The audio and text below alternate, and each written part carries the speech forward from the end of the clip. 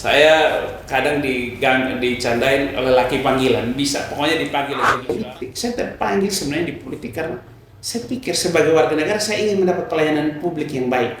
Dapat KTP tidak perlu sogok. Yes. Saya ingin dapat pelayanan publik airnya bagus. Saya ingin diurus parkirannya dengan baik. Maka saya berjuang di jalur politik. Waktu itu karena saya pikir saya datang lahir dari keluarga yang terbatas. Bukan orang terkenal, bukan bapak saya hakim MK, bukan. Atau bapak saya pejabat publik sebelumnya, sehingga saya begitu dapat banyak privilege. Tidak. Dan Anda tidak selamanya di jabatan publik. Anda akan jadi rakyat juga.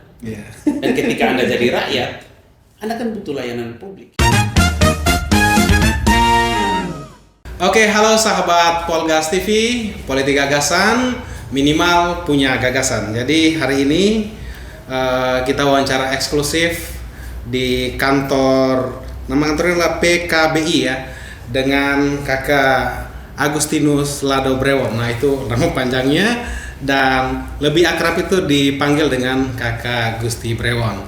Nah kalau misalnya teman-teman membuka di pencarian Google ya, di sana teman-teman pasti akan dapatkan bahwa beliau ini punya rekam jejak itu sebagai tokoh pemuda ya, berkiprah di berbagai bidang organisasi kemahasiswaan, kepemudaan sampai politik. Nah, dan juga banyak hal yang sudah beliau lakukan, dan tercatat juga beliau ini pernah mencalonkan diri menjadi calon legislatif. Ya gitu, kemudian masuk dalam radar calon wakil wali kota juga ya, dan ada di beberapa organisasi kayak KNPI, GMNI ya, dan ada satu juga ya, itu sebagai advokasi sosial untuk mengurangi stigma terhadap penderita HIV/AIDS di NTT. Nah itu tulisan yang saya baca di Pos Kupang pada tahun 2017. So ini Kakak Gusti, terima kasih Kakak Gusti sudah menerima undangan kami untuk ini ngobrol-ngobrol santai. Pak Gusti, kami dari Politik Gagasan ya, ingin ngobrol-ngobrol, ingin mendapatkan perspektif dan juga gagasan dari Bapak. Melihat dari rekam jejak tentunya ada perspektif dari Bapak. Jadi mungkin untuk pendahuluan mungkin perkenalan dikit dulu dengan pemirsa Polgas TV. Iya, baik. Terima kasih. Saya merasa terhormat diundang di satu forum yang luar biasa, Politik Gagasan, satu inisiatif publik yang menurut saya mencerdaskan publik. Kita berharap dari forum-forum seperti inilah banyak hal bisa kita diskusikan bersama. Artinya orang seperti saya dan siapapun bisa berbicara kepada publik melalui kanal digital seperti Politik Gagasan, channel Politik Gagasan. Saya seperti sudah dikenalkan, memang saya berkiprah di sejumlah aktivitas, baik organisasi, baik saya memang agak sedikit jauh dari sekolah saya. Saya itu lulusan apa? Saya dulu lulusan teknik sipil. Oke. Dari teknik sipil justru mengurus sipilis saya. Mengurus sipil yang HIV tadi. Ya, jadi saya ke komisi, saya berangkat dari pengalaman dulu ikut organisasi mahasiswa, lalu masuk menjadi relawan di PKBI. PKBI itu Perkumpulan Keluarga Berencana Indonesia. PKBI, bukan partai ya. PKBI satu lembaga yang sudah sangat lama di Indonesia dan di NTT dari tahun 80-an sudah ada. Saya jadi volunteer di situ, akhirnya membuat saya juga tertarik pada isu-isu tentang kesehatan reproduksi, HIV/AIDS. Setelah tamat dari situ, saya kemudian bekerja kurang lebih 15 tahun di Komisi Penanggulangan AIDS Provinsi NTT untuk sebagai pengelola program. Tentu saya mendesain program-program berkaitan dengan Komisi Penanggulangan AIDS itu diketuai gubernur. Meskipun kami yang bekerja di situ bukan pegawai negeri, tetapi kami bekerja di lingkungan birokrasi, sehingga kami bisa memahami tentang kehidupan birokrasi saat bekerja di tempat itu. Itu aktivitas. Selain itu tentu saya juga senang berorganisasi di sejumlah organisasi, seperti ikut di Pramuka, ada juga di komunitas olahraga. Saya gabung di e-sport, pengurus e-sport. E-sport, iya betul. Ya. Meskipun sebenarnya saya tidak fasih bermain game ya. Bisa suka main game? Tidak fasih bermain game, tapi menurut saya masuk karena alasan hobi berorganisasi. Di situ kita ingin juga mengubah stigma bahwa game itu kan, kalau omong game kebanyakan pada orang tua itu stigmanya adalah negatif, membuang waktu, wasting time. Mungkin ya ada benarnya tapi tidak selamanya juga karena di game juga ada prestasi, ada juga orang bisa hidup sebagai gamers, betul. Bisa profesi, betul. Ya, di kota-kota lain di Indonesia orang sudah punya penghasilan yang besar dari gamers, ya. Sementara kita masih terkungkung dengan cara pandang bahwa game itu hanya negatif saja. Iya. Bahwa kalaupun ada itu, ya kita tidak juga bisa pungkiri ada sejumlah anak, mungkin orang muda yang menghabiskan waktu berjam-jam, tetapi talenta itu yang mestinya kita modifikasi agar dia berujung baik, yaitu pada prestasi dan juga berdampak pada ekonomi. Berdampak pada ekonomi. Itu salah satu alasan. Saya juga sebenarnya jadi volunteer, ada satu komunitas UMKM namanya UMKM Apasa. Ya, itu UMKM yang saya bersama teman saya Ibu Mega, ada Pak Ramlan, kami waktu COVID inisiator untuk membantu teman-teman UMKM. Saya tidak punya usaha, tidak di UMKM, tapi waktu itu terpanggil 2020 waktu COVID-nya lagi meningkat. Semua orang kebingungan dan semua orang akhirnya akan berhenti dari kerja, semua jadi UMKM. Tapi mereka waktu itu bingung tentang promosi, karena UMKM kita kan produksi sendiri, jualan sendiri, promosi juga mereka sendiri.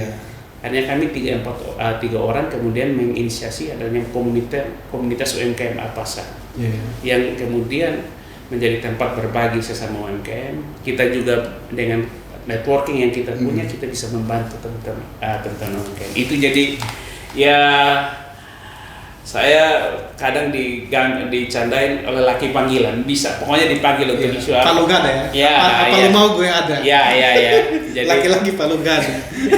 Jadi itu sih sebenarnya. Kayaknya nanti judulnya ini laki-laki palu gada. Laki-laki panggilan. Oh, laki-laki panggilan. Dulu sering disebutan itu karena waktu itu saya waktu kerja di Komisi Penanganan AIDS, hampir setiap saat saya selalu datang ke banyak lembaga. Kalau Anda butuh informasi HIV, tinggal telepon, nggak usah pikir dibayar, karena itu menjadi tugas kita. Itu bagian dari tugas kita. Kan selama ini kan di banyak tempat mau undang orang sebagai pembicara, yang dipikir pertama bayar berapa? Iya betul. Oke, mungkin pada bukan tidak masalah sih, tapi pada kerja-kerja seperti yang saya kemarin di Komisi Penanganan AIDS, itu bagian dari tugas. Kita harus memaknai itu bagian dari tugas. Sehingga ketika kita diundang menjadi pembicara, masyarakat tidak perlu berpikir harus bayar berapa, dan tidak perlu beban juga karena kami datang bicara dan sharing. Karena itu sudah menjadi bagian dari tugas. Saya digaji setiap bulan ya untuk salah satunya tugas ini. Jadi menjalankan tugas itu tidak harus membutuhkan biaya baru.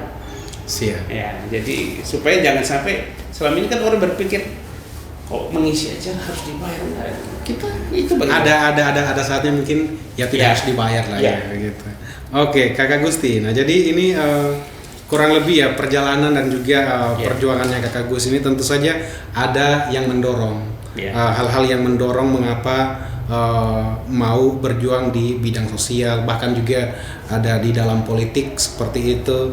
Hal yang paling esensi yang mendorong. Kemudian yang kedua adalah kira-kira ada tantangan-tantangan berat apalah dalam perjalanan dan perjuangan yang Kak Gusti jalankan dari latar belakang yang tadi kita sudah.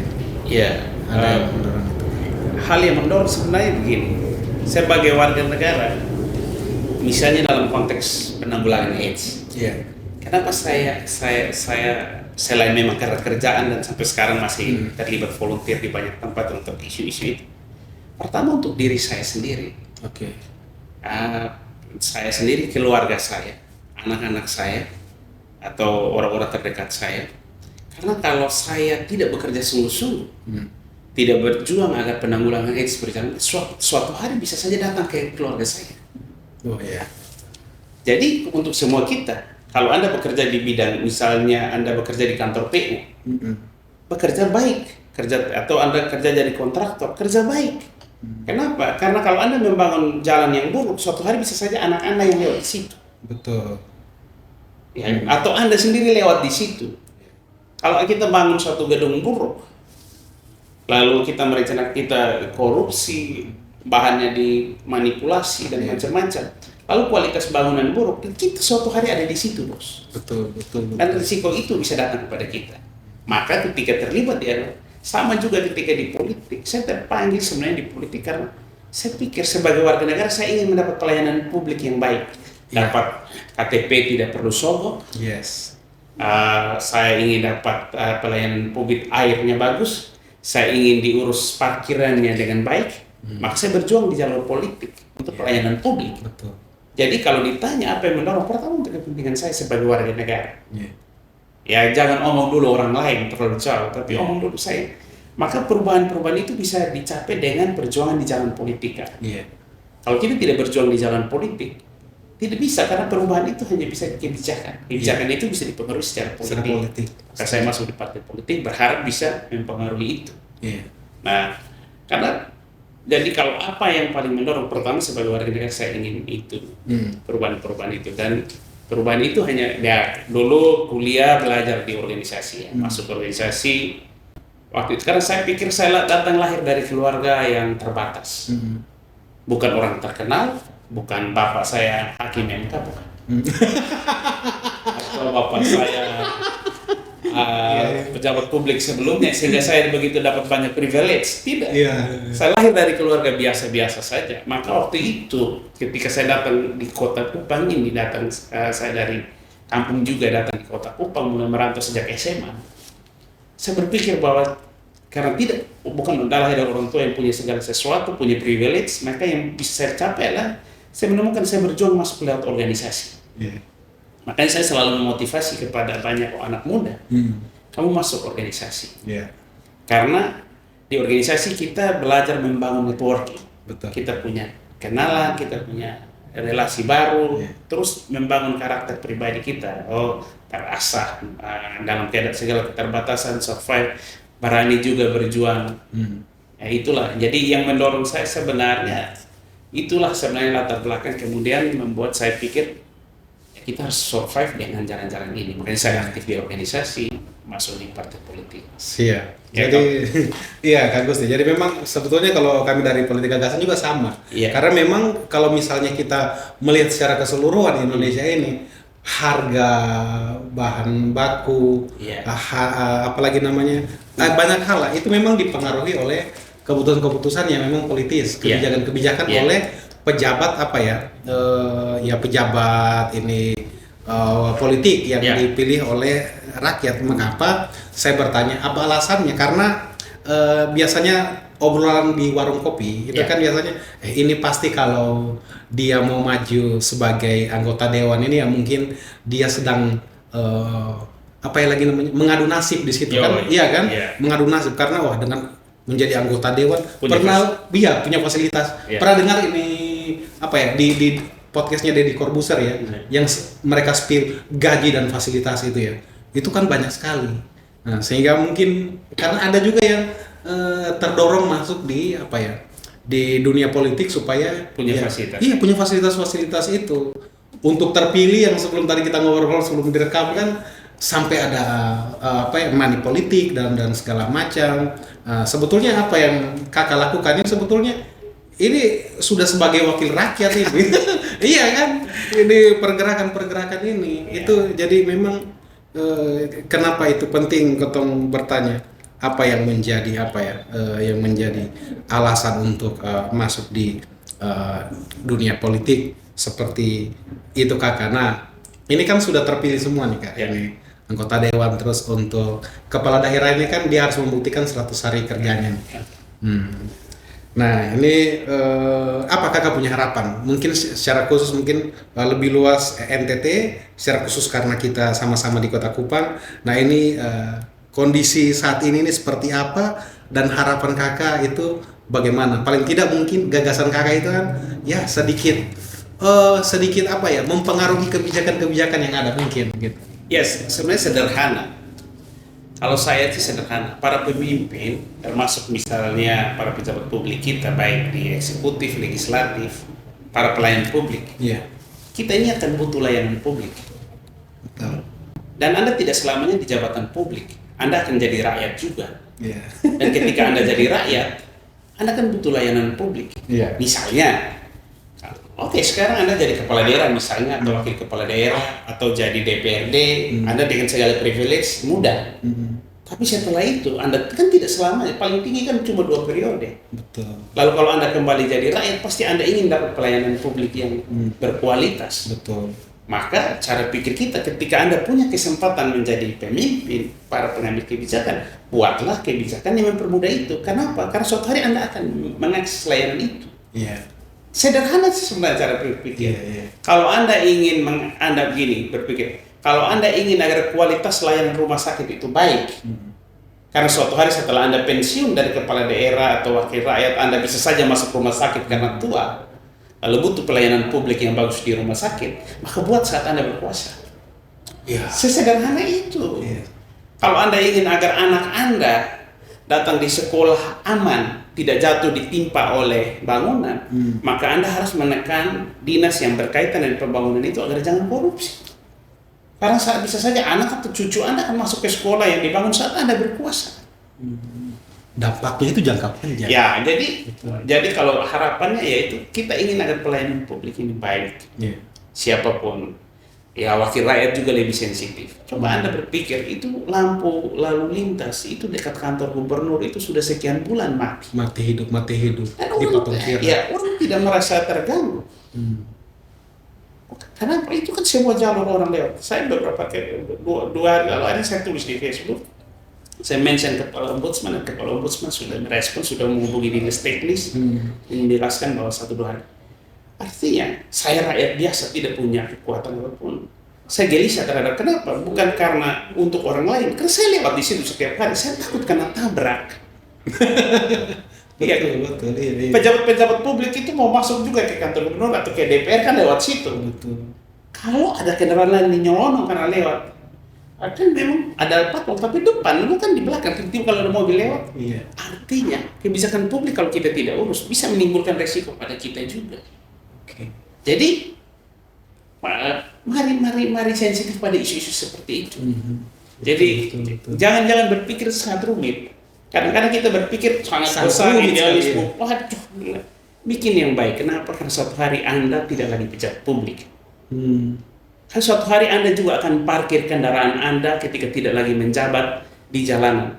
Sehingga ketika Anda menjadi kepala daerah di tingkat kabupaten kota atau provinsi yang mendapat kewenangan mengatur parkir, kelolalah dengan baik.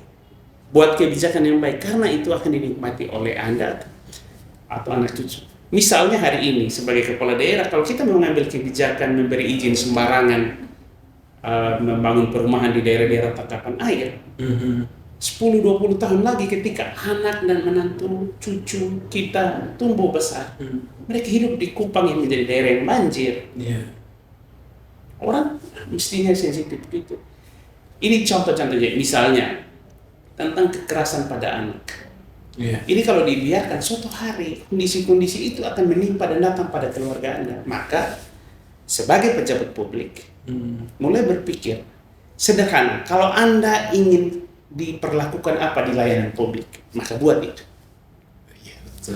Kalau Anda ingin dilayani di KTP tanpa pungli, kalau bayangkanlah kalau Anda sudah pensiun dari sekarang posisinya DPR, kepala dinas, ingin datang ke tempat dinas kependudukan dilayani cepat, ramah, maka buatlah itu saat Anda berkuasa.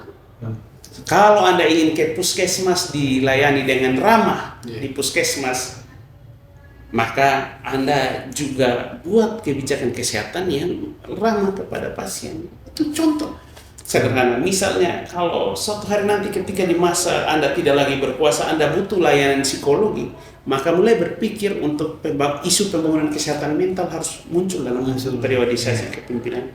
Sesederhana itu harapan kita. Ya karena apa? Anda dan saya adalah penikmat layanan publik. Bedanya sekarang Anda berkuasa. Emangnya berapa lama? Paling lama 10 tahun. 10 tahun ya. Dibatasi. Nah, setelah itu ya belum tentu Anda terpilih lagi. Kan begitu. Bisa jadi kakek yang terpilih. dan kan yang menjadi pejabat publik kan hanya Anda. Iya. Orang tua Anda tidak pejabat publik. Betul. Adik Anda bukan pejabat Pejabat publik, kakak Anda bukan pejabat publik. Dia bisa saja mendapat dampak yang buruk dari pelayanan publik yang dibawa masa kepemimpinan dia. Jadi kalau ditanya apa harapannya, ya saya kira itu. Jadi mendengar juga, ya sekarang sudah maju ya, sudah teknologi informasi sudah banyak. Publik itu bersuara. Kalau kita di zaman saya generasi kalian kan mungkin sudah di Instagram ya. Iya. Kalau generasi saya di Facebook masih banyak. Tapi sekarang juga Facebook lagi naik daun. Iya, kan? tetap masih Karena jalan. FB Pro tadi. Betul, karena FB Pro itu makanya makin lanjut. Tapi banyak keluhan publik yang gitu kita bisa baca. Iya. Contoh misalnya keluhan penumpang bertahun-tahun, penumpang tentang transportasi publik di Pelabuhan Tenau dan Borak. Iya. Itu contoh kecil bertahun-tahun masalah. Bertahun-tahun itu. Tapi saya juga tidak heran. Padahal di situ ada polisi, Yes. ada aparat itu. Tapi kok enggak beres-beres? Beres-beres calo, Ya, jalan sana sini. ini kok bebas. bertahun-tahun. Apa yang tidak bisa diselesaikan? Negara ini punya segala instrumen. Instrumen dia. Kok tidak bisa selesai bertahun-tahun? Berapa banyak uang rakyat yang hilang Yes. di wilayah pelabuhan sekian lama akibat negara diam dan tidak peduli. Iya, betul. Jadi, karena saya juga merasa bahwa pejabat publik kita mungkin ya maaf, mungkin bisa saja saya keliru. Tapi mungkin saja mereka tidak paham karena mereka tidak pernah mengakses layanan publik ini. Mereka seringan pakai pesawat, semuanya bagus. Oh iya, betul. Iya, betul. Sama juga kayak mungkin pejabat publik dia nggak pernah tahu tentang antrian di rumah sakit Yohanes atau di rumah sakit pemerintah daerah Karena mungkin karena dia waktu sakit nggak mungkin tidak ke sana. Iya, karena ataupun dari akar rumput toh. atau kalau tidak kalaupun ke sana dapat privilege. Ya. Betul. Mereka sudah mengalami lah ya. Ya, jadi memang pejabat publik mesti banyak turun melihat dan merasakan. Dengan begitu dia akan sensitif menurut saya. Jadi pejabat publik, kalau Anda dari bawah, Anda merasakan orang-orang yang susah, Anda melihat. Tapi yang kadang-kadang juga ada orang yang susah jadi pejabat publik mungkin dendam pada kemiskinan dan penderitaan masa lalu lupa diri. Ini yang mungkin kita juga suatu hari. Ya. Makanya kanal seperti Politik Gagasan tidak hanya untuk sarana untuk memberi gagasan, tetapi dia menjadi sarana pengingat. Iya. Kita ini jadi jejak digital. Kalau beta omong tinggi kayak begini, suatu hari ada kesempatan. Lalu beta berbuat tidak lebih baik dari yang beta omong, kan beta malu, kan tinggal disandingkan. Dan sekarang kan kita Before, after, saya kira sekarang kan kita lihat beberapa pejabat publik yang dulu marah-marah sama si ini, setelah ini berkuasa berkoalisi dia jadi puji-puji kan. Betul. Orang senang sanding-sandingan tuh kontennya kan, kita mau taruh di mana muka. Hanya kan ya memang sekarang kan pada muka tebal kita ngerti aja. Integritas. Nah ini beta Ya. sebelum ke pertanyaan sebelumnya, beta minta Kakak Gusti punya pandangan terkait dengan akselerasi pembangunan ini. Apakah punya korelasi antara politik uang pada saat dia mengikuti kontestasi? Iya. Karena kan kalau misalnya dia mengeluarkan budget yang cukup besar, Iya. dan dia hanya punya waktu 5 tahun. Ini keresahan kita sebagai orang sipil ya. 5 tahun. Kalau menurut asumsinya saya, itu dia harus mikirin bagaimana caranya balik modal. Apakah ada korelasinya dengan perkembangan dan juga terkait dengan hal-hal publik yang tadi?